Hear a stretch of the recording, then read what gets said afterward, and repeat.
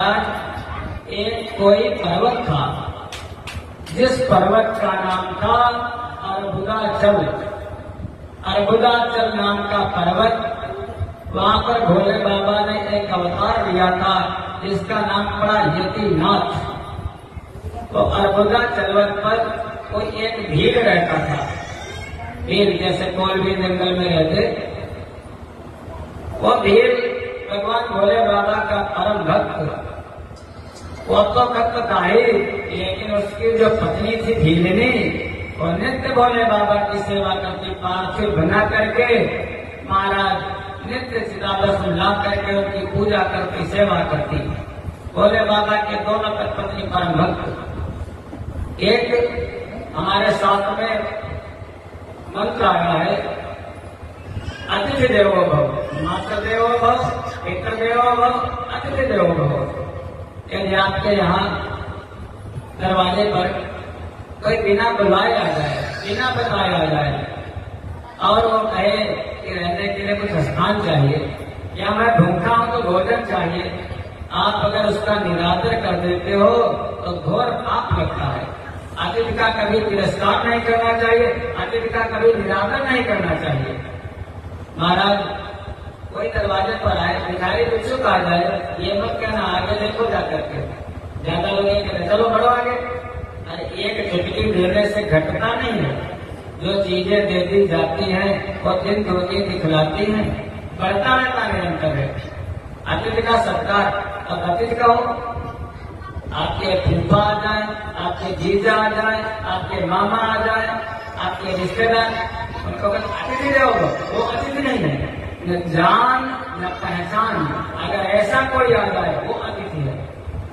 महाराज सायंकाल का समय, जंगल, और वहीं पर एक कोई यति आ गया, यति सन्यासी। वो कहने लगा रात्रि काल होने वाला है, हे भील हमें आश्रय चाहिए, मैं एक रात बिताना चाहता हूँ आपकी झोपड़ी में। भील कहने लगा ठीक है प्रभु, लेकिन उस भील की झोपड़ी में केवल दो लोग रह सकते थे, पति और पत्नी दो ही रहते थे। भील ने कहा कोई बात नहीं, हमारे अतिथि हैं, इनको आश्रय दीजिए, भोजन कराया, आश्रय दिया। भील ने सोचा अगर हमारी पत्नी ये बाहर गई तो ठीक नहीं, एक जंगली जानवर आ जाएंगे, हमारा धर्म है पत्नी की रक्षा करना, इसलिए अपनी पत्नी को उसी झोपड़ी में कर दिया, और जो अतिथि था वो सन्यासी यति को भी झोपड़ी में कर दिया। रात में पानी बरसा, आंधी आई, तूफान आया, और उसी में कोई जंगली व्याघ्र आया, वो शेर उस भील को खा गया, निवाला बना लिया उसका।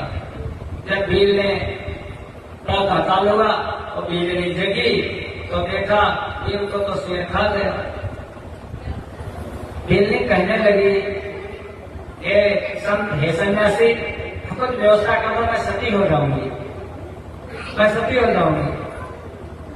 लकड़ियां इकट्ठी की और जैसे सती होना चाहती है, महाराज वो जो भील यस्तियां लेकर के वहीं पर उसी रूप में महाराज यति के रूप में भगवान भोले बाबा साक्षात प्रकट हो गए।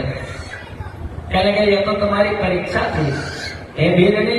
वो भील को भी जीवन दान मिला।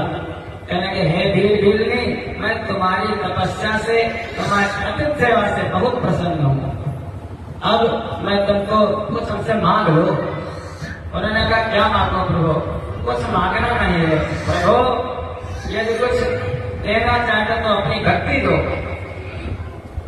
तो भील ने कहा, क्या भोले बाबा ने कहा भील जहां मैं तुमको वरदान देता हूं, अगले जन्म में तुम निषद देश की उत्तम राजधानी के राजा वीरसेन के पुत्र होगे। भील तुम्हारा नाम नल होगा, राजा नल। और जो तुम्हारी पत्नी है दमयंती, ये दमयंती महाराज विदर्भ देश के महाराज भीमराज की पुत्री होगी, इसका नाम दमयंती होगा। अभी तो मेरा अवतार हुआ यतिनाथ के नाम से, और आगे चल करके मैं तुम दोनों का कभी बिछुड़ जाओगे, मैं तुम दोनों का मिलन कराऊंगा।